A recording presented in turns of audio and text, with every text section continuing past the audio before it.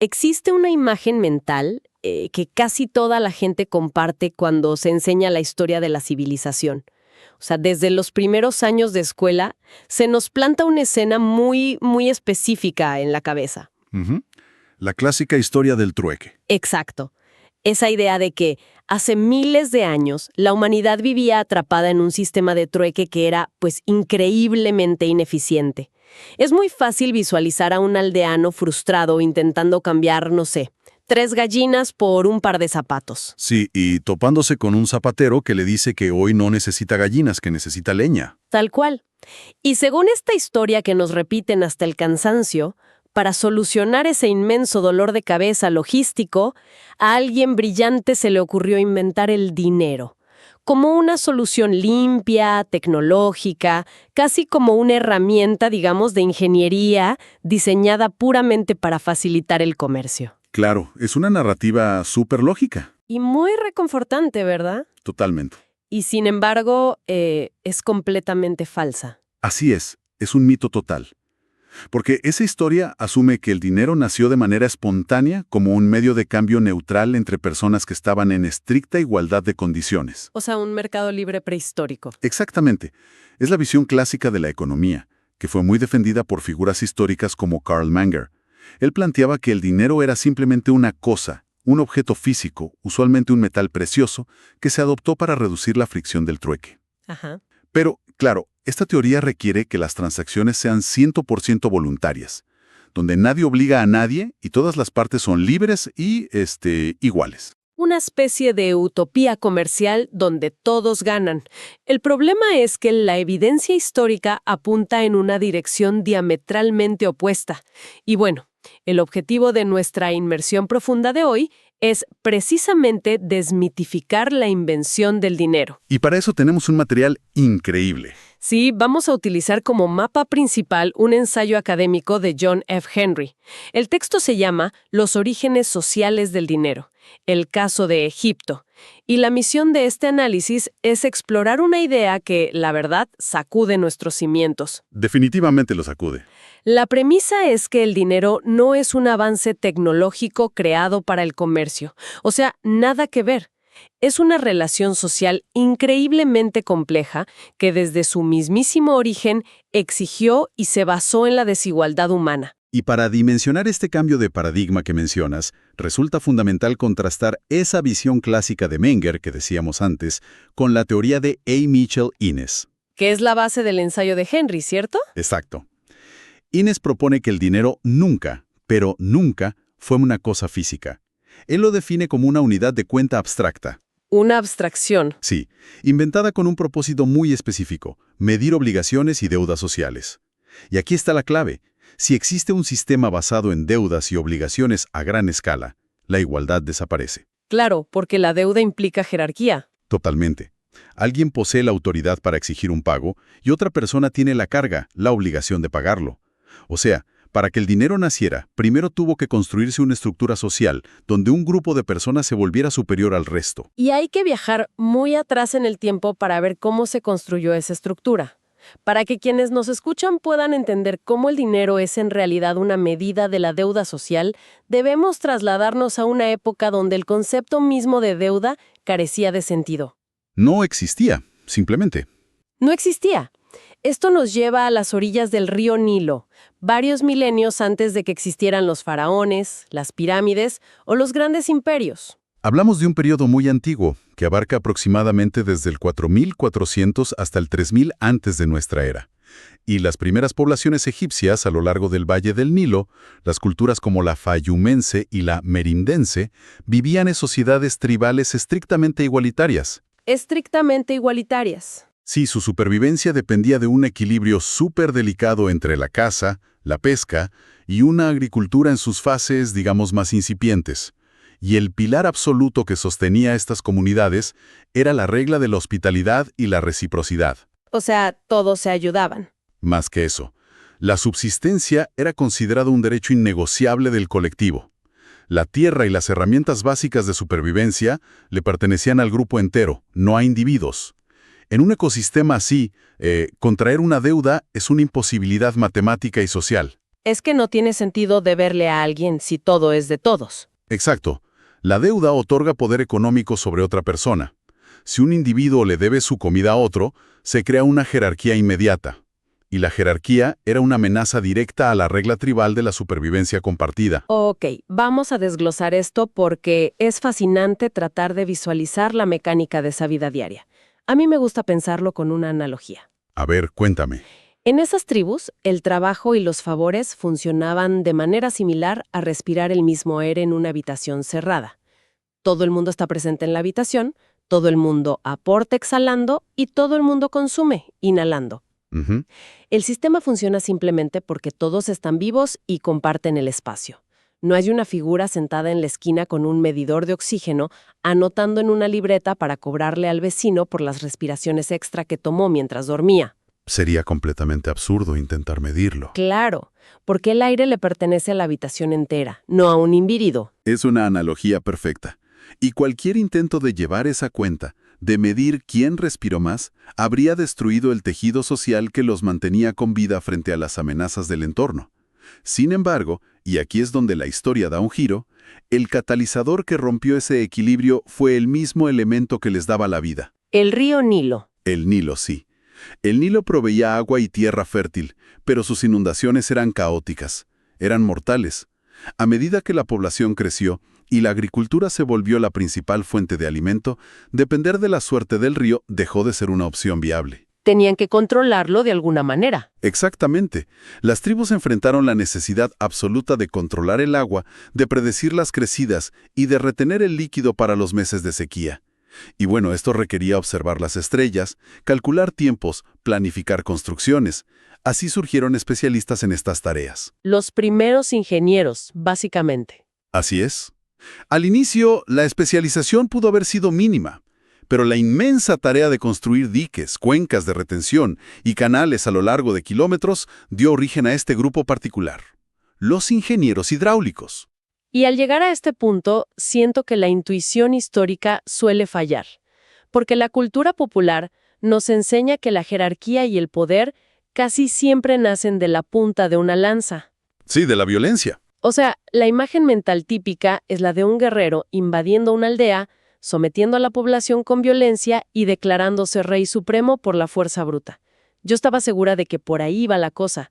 Si la igualdad tribal era tan sagrada, uno asumiría que estos ingenieros tuvieron que usar ejércitos para tomar el control. No. Pues lo fascinante aquí es que la evidencia arqueológica de esta etapa temprana muestra una ausencia total de guerras de conquista o masacres. Nada. La transición no fue un golpe de estado violento en una tarde sangrienta. Fue un proceso mecánico y lentísimo que duró siglos. Siglos. Sí, la naturaleza del trabajo de estos ingenieros requería coordinar la mano de obra de múltiples clanes. Tenían que planificar el flujo del agua a nivel regional, no solo local, y esto los obligó a separarse físicamente de la recolección diaria de alimentos. Claro, ya no tenían tiempo para cazar si estaban calculando inundaciones. Exacto. Dejaron de cazar y de pescar. Se convirtieron en especialistas a tiempo completo, mantenidos por el excedente de comida que producían los demás. Y así acumularon el recurso más valioso de la época. El conocimiento. El conocimiento exclusivo del calendario agrícola y la gestión del agua. Ahora, al principio, la compensación por ese trabajo vital era marginal. Quizás, no sé, vivían apenas un 1% mejor que el resto de la tribu. Que viéndolo así, un 1% no parece una amenaza para el igualitarismo. Para nada. Pero si esa pequeñísima ventaja se compone y se hereda durante 30 o 40 generaciones, el resultado final es un abismo social inmenso. Y eso es exactamente lo que los registros arqueológicos revelan durante el periodo badariense. Llega un momento de quiebre, donde la gran mayoría de la población sigue siendo enterrada en fosas comunes y súper sencillas. Ajá. Mientras que una pequeña y selecta élite comienza a ser enterrada en zonas exclusivas. Y no solo eso, están rodeados de objetos de lujo imposibles de conseguir para un campesino. Como las piezas de cobre martillado que menciona el autor. Exacto. Lo cual, si lo piensas, genera un conflicto cognitivo masivo en esa sociedad. Es que es una locura. Tienes a una población entera que durante milenios ha sido programada culturalmente para creer que nadie es superior a nadie. La pregunta del millón es, ¿cómo es posible convencer a decenas de miles de personas de que ahora deben entregar rutinariamente el excedente de sus cosechas a este pequeño grupo? A un grupo que ya ni siquiera toca la tierra. Exacto. O sea, tuvo que haber existido una campaña de relaciones públicas sin precedentes. Fue una obra maestra de manipulación institucional, la verdad. Durante el periodo en el que Egipto comenzó a unificarse, ya hacia el 3000 a.C. con el rey Narmer, las clases sociales ya estaban rígidamente divididas entre una élite gobernante y una inmensa masa productora. Pero para evitar rebeliones tenían que ser muy astutos. Totalmente.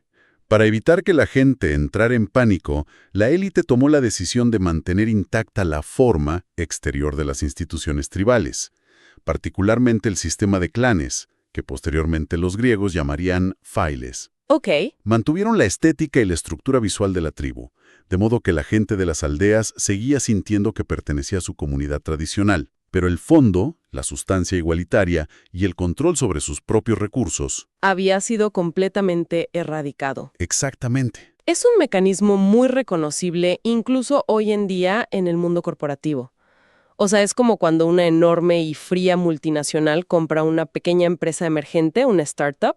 Me encanta esa comparación. Sí, los nuevos dueños llegan y dicen, no, mantengan el código de vestimenta informal, dejan la mesa de ping-pong en la sala de descanso y siguen pagando las pizzas de los viernes. Para mantener la ilusión. Claro, quieren que los programadores sigan sintiendo la camaradería rebelde de una empresa pequeña. La forma sobrevive intacta, pero la sustancia cambió radicalmente, porque las ganancias ya no se dividen entre el equipo. Ahora son succionadas hacia arriba. Exacto, hacia una junta directiva externa a la que los empleados nunca han visto. Es exactamente eso. Y esa fachada institucional necesitaba un motor ideológico para sostenerse. Y si conectamos esto con el panorama general, la herramienta definitiva fue la transformación de la religión. Este punto me voló la cabeza. Es que en la antigua sociedad tribal, la creencia dominante era la magia comunal. La tribu entera, como colectivo, realizaba rituales creyendo que podía darle órdenes directas a la naturaleza a través de la conexión con sus ancestros. O sea, ¿tenían agencia sobre su entorno? Sí, pero la élite de ingenieros reescribió las reglas del universo. La naturaleza dejó de ser una fuerza manejable. Fue redefinida como un entorno hostil, caótico y aterrador, que estaba gobernado por dioses supremos e inalcanzables. Como Ra y Osiris. Exacto. Y aquí es donde se pone realmente interesante, porque al observar quiénes se posicionaron como los únicos intermediarios capaces de hablar con estos nuevos y aterradores dioses, resulta que fueron los mismos ingenieros. Qué conveniente, ¿no? Súper conveniente. Dejaron de ser simples administradores del agua para autoproclamarse sumos sacerdotes y eventualmente encarnaciones divinas o reyes. El rey emergió como el único mediador legítimo entre el caos del universo y la supervivencia del pueblo. Si las aldeas querían que el Nilo inundara los campos en el momento exacto, necesitaban que el rey realizara los rituales adecuados. Era la única garantía de orden cósmico. Y vaya que les cobraban caro por ese servicio, ¿eh? Ni te imaginas. Esta conexión exclusiva con lo divino justificaba un fenómeno económico crucial que el ensayo de Henry detalla a la perfección: el consumo conspicuo. Que es básicamente el derroche absoluto. Sí, el consumo conspicuo se refiere al acto de derrochar una cantidad obscena de riqueza y recursos, no por una necesidad práctica, sino con el único propósito de demostrar visualmente que se tiene el poder absoluto para hacerlo. Y el nivel de ese derroche es difícil de procesar para una mente moderna. En los textos arqueológicos se describen tumbas de la élite que no solo contenían joyas o metales, estaban físicamente inundadas en aceite aromático de una calidad insuperable. Es una barbaridad. Hay registros de tumbas con casi 1 metro de profundidad de este perfume derramado en el suelo. 1 metro. El gasto de recursos humanos y agrícolas para producir esa cantidad de aceite es asombroso. Y el impacto fue tan, pero tan duradero, que al abrir algunas de estas tumbas 5000 años después, el olor a perfume seguía impregnado en las paredes. Es impresionante. Y eso sin mencionar, por supuesto, la construcción monumental de las pirámides bajo faraones como Djoser y Jufu. Que, por cierto, esas montañas artificiales de piedra no fueron erigidas por un mercado libre de contratistas ni mayormente por esclavos comprados como a veces muestran en las películas. No, para nada. fueron construidas por ciudadanos comunes obligados a pagar impuestos en forma de trabajo físico súper agobiante. Cada habitante del valle estaba financiando la divinidad de sus gobernantes. Y la extracción de esa riqueza requería una maquinaria implacable. Las aldeas fueron sometidas a tributos forzosos. La burocracia estatal organizaba censos bianuales masivos, o sea, cada 2 años, para contar cada cabeza de ganado en el país y evaluar las cosechas. ¿Y cómo funcionaba la recaudación? Pues los escribas reales negociaban o más bien dictaban las cuotas a los líderes locales de las aldeas. Y si una comunidad no entregaba su cuota, el castigo no era una simple multa. Los líderes locales eran sometidos a castigos físicos severos por parte de las autoridades del faraón. ¡Wow! La antigua reciprocidad entre iguales había muerto. Fue reemplazada por una obligación unidireccional masiva, desde la base campesina hacia la cúspide divina. Lo cual nos enfrenta a un problema logístico de proporciones monstruosas. Estamos hablando de un país entero, con cientos de miles de personas distribuidas a lo largo de kilómetros de río, entregando grano, ganado, lino y horas de trabajo para mantener a una burocracia gigantesca. Es un dolor de cabeza administrativo. Totalmente. ¿Cómo se registra quién ha pagado sus impuestos y quién está en deuda? O sea, ¿cómo se calcula cuánto debe recibir un constructor de pirámides frente a un guardia del palacio? Y todo esto hay que recordarle a la gente en una era sin computadoras, sin hojas de cálculo de Excel y sin calculadoras. Bueno, ese inmenso abismo administrativo es precisamente el vientre donde se gestó el dinero abstracto. La élite necesitaba desesperadamente una forma unificada de medir y registrar esta red caótica de obligaciones fiscales. Y la solución fue inventar una unidad de cuenta estándar. El famoso Deben. Así es, en el antiguo Egipto, esta invención tomó el nombre de Deben. En sus orígenes, un Deben se definió como el equivalente al peso de unos 92 gramos de trigo. Y bueno, siglos después evolucionó para representar el valor de 92 gramos de cobre. Y aquí es donde ocurre la ruptura mental con la historia tradicional. La revelación que rompe todo es esta. Durante todo el Imperio Antiguo, los egipcios no acuñaron ni utilizaron monedas físicas. No, cero. Las calles no tintineaban con piezas de metal cambiando de manos, y aún más destructivo para la teoría del trueque que hablábamos al principio, no existían los mercados libres. Exacto. Incluso el idioma egipcio de la época carecía de palabras precisas para los conceptos de comprar, vender o buscar ganancias comerciales. Así es. Detenerse a pensar en esto genera un cortocircuito. Totalmente. O sea, si no existían monedas físicas circulando en los bolsillos de la gente y nadie acudía a una plaza pública a comprar o vender productos, el sistema parece magia negra. ¿De qué manera funcionaba la economía diaria? Cuando un obrero terminaba su turno arrastrando bloques de piedra, le pagaban su salario con una idea invisible, con una métrica fantasma. Parece increíble, pero la mecánica de la compensación revela el verdadero rostro de este sistema. Todo, absolutamente todo, se basaba en listas de raciones estrictamente dictadas desde el gobierno central. La ración estándar, base para sostener a un trabajador común, equivalía a 10 hogazas de pan y 2 jarras de cerveza por día. 10 panes y 2 cervezas. Ok. Sí, pero el sistema estaba diseñado para reflejar la desigualdad social. Mientras el trabajador base recibía esa cantidad, ciertos escribas de alto rango o sacerdotes recibían una ración teórica 50 veces mayor. Espera. Logísticamente, pagarle a un sacerdote 500 hogazas de pan y 100 jarras de cerveza cada día es un absurdo. Es imposible. Los alimentos se pudrirían antes de poder ser consumidos o transportados. Terminarían con montañas de pan rancio bloqueando los pasillos de los templos. Exactamente. Por lo tanto, esos altos funcionarios no recibían 500 panes físicos. Se les pagaba con bienes de alto valor y larga duración. Telas finas de lino, jarras de aceite precioso, herramientas de metal o cortes selectos de carne. Ah, ya entiendo. El desafío para los escribas era determinar cuánto lino equivalía exactamente a las 490 hogazas de pan restantes de la ración. Y aquí es donde el Deben operaba su magia. Como unidad de medida. Sí, el valor de la ración total de pan se calculaba en Debens. El valor del lino entregado se calculaba en Debens. Todo se cuadraba perfectamente en los inmensos papiros de los escribas.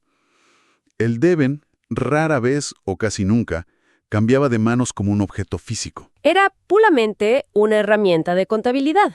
Una matemática dictada por el Estado para medir el valor de las cosas.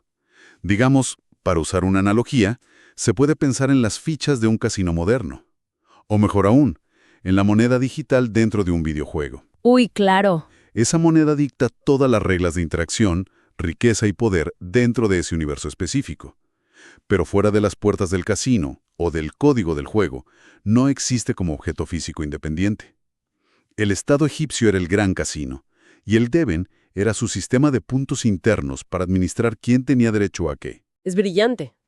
Y, ¿sabes? Resulta difícil creer que una solución contable tan específica e intrincada haya sido un accidente aislado, o sea, exclusivo de las orillas del Nilo. Esto plantea una pregunta importante.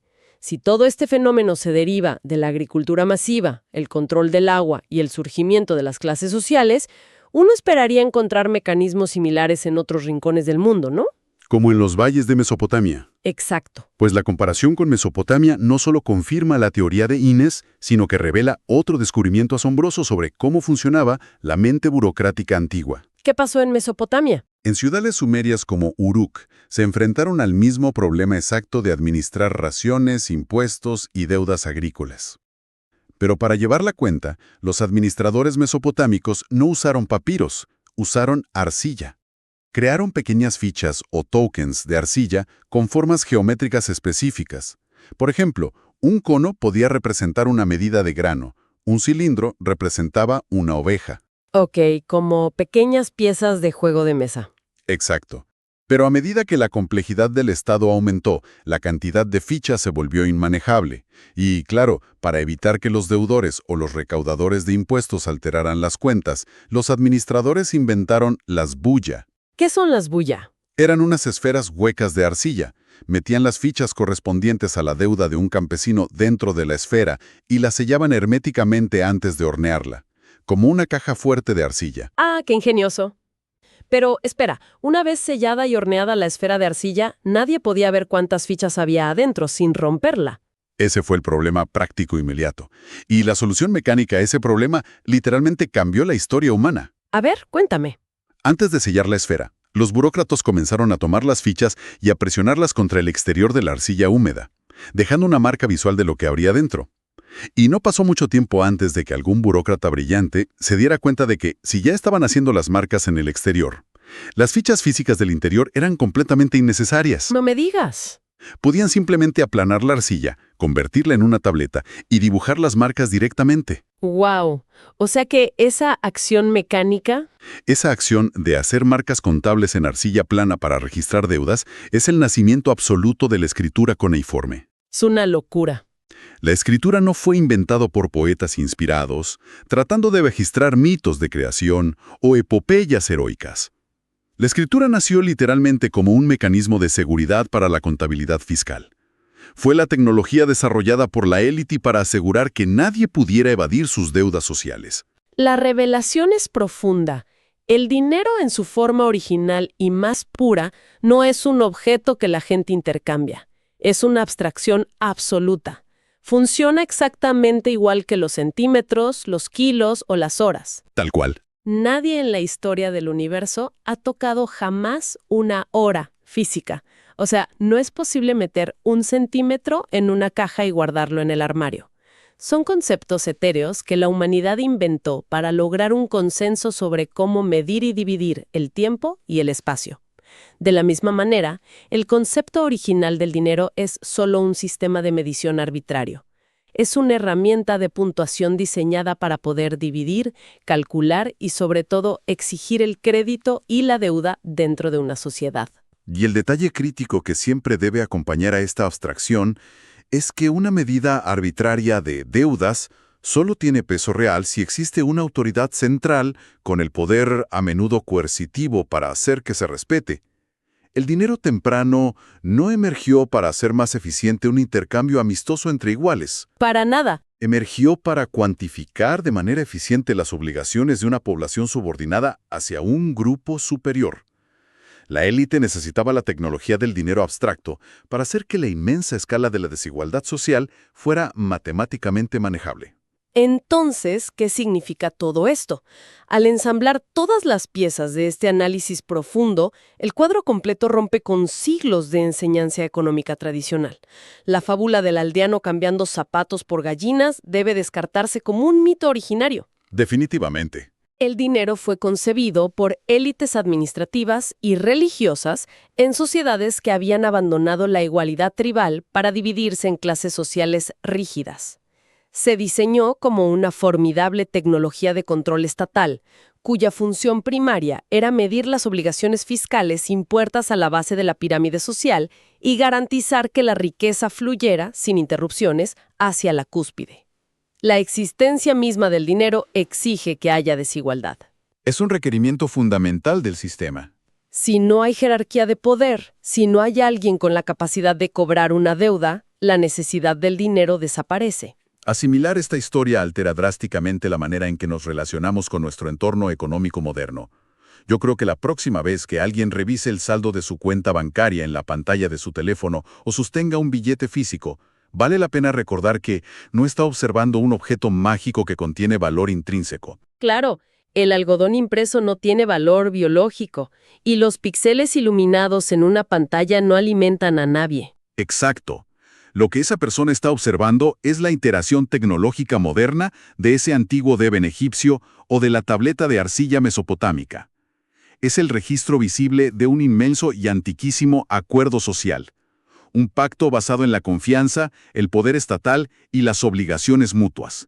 Es la prueba matemática y tangible de nuestra posición exacta dentro de una gigantesca e invisible red de deudas sociales que lleva desarrollándose sin pausa durante más de 5.000 años.